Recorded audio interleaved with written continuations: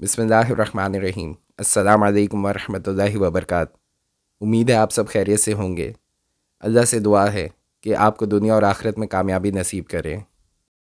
حضرت ہود علیہ السلام کو پروردگار عالم نے قوم عاد کی طرف نبی بنا کر بھیجا۔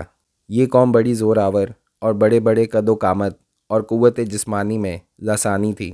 اسی غرور و تکبر میں خدا وحدہ لا شریک کو چھوڑ کر شیطانی پیروی میں اپنے ہاتھوں سے بنائے ہوئے بتوں کو اپنی مرضی کے مطابق پوج رہے تھے۔ ایک دن حضرت ہود علیہ السلام کے پاس قوم عاد آئی، یہاں تک کہ للکارنے لگے، کوئی ہے ہم سے بڑا طاقتور تو لاؤ نا، ہمیں جس سے ڈراتے ہو۔ ہمارے خداؤں نے تیری عقل خراب کر دی ہے، ہم سے تو بڑا کوئی طاقتور نہیں ہے۔ تو اللہ تعالیٰ نے فرمایا، اے ہود، انہیں بتاؤ جس نے تمہیں پیدا کیا ہے وہ تم سے زیادہ طاقتور ہے۔ تو جب اللہ تعالیٰ کی طرف سے وہ حجت پوری ہوئی اور وہ اپنے تکبر میں بڑھتے رہے، نافرمانی میں بڑھتے رہے، تو اللہ تعالیٰ نے عذاب کا دروازہ کھولا۔ قحط آ گیا، انسان ایسے بھوکے، اور وہ انسان ہماری طرح تو نہیں تھے، بلکہ 30 سے 40 ہاتھ قد ہوتا تھا۔ ان کی عمریں 800 سال یا 900 سال ہوا کرتی تھیں۔ نہ بوڑھے ہوتے، نہ بیمار ہوتے، نہ دانت ٹوٹتے، نہ کمزور ہوتے، نہ نظر کمزور ہوتی، جوان تندرست توانا، صرف موت آتی تھی، اس کے علاوہ انہیں کچھ نہیں ہوتا تھا۔ اب ان کو بھوک بھی زیادہ لگی اور اپنی ضروریات کا غلہ بھی کھا گئے۔ نہ بارش کا قطرہ گرا، نہ زمین کا دانہ پھوٹا، نہ قحط دور ہوا۔ تو پھر انہوں نے ایک وفد بیت اللہ بھیجا کہ ہمیں بارش دو۔ تو جب مصیبت آتی تھی اوپر والے کو پکارتے تھے، جب وہ کام کر دیتا تھا پھر سرکش ہو جاتے تھے، پھر انہی پتھروں کو پوجتے تھے۔ تو اللہ تعالیٰ نے 3 بادل سامنے کیے، آواز آئی، ان میں سے ایک کا انتخاب کرو، ایک سفید، ایک سرخ، ایک کالا۔ تو آپس میں کہنے لگے، سفید تو خالی ہوتا ہے، سرخ میں ہوا ہوتی ہے، کالے میں پانی ہوتا ہے۔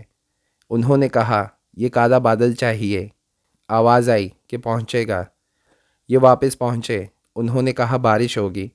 پھر جب ساری قوم اکٹھی ہوئی تو اللہ تعالیٰ نے وہ بادل بھیجا۔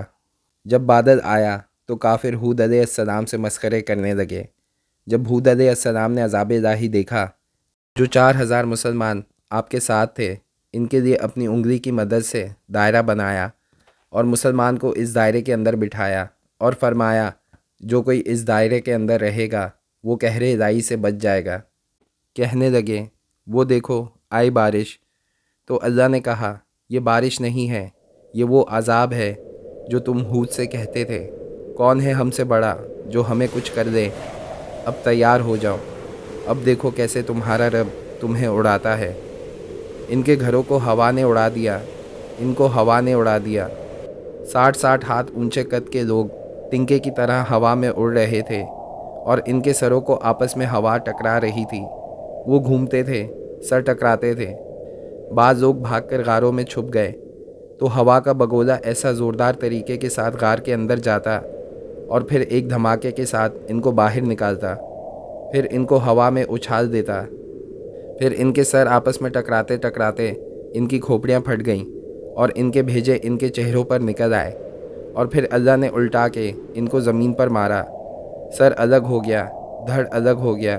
پھر اللہ نے للکار کر پوچھا، کوئی ہے باقی تو دکھاؤ کہ اس کا بھی صفایا کر دوں۔ کوئی نظر نہ آیا، سب کو اللہ نے مٹا دیا۔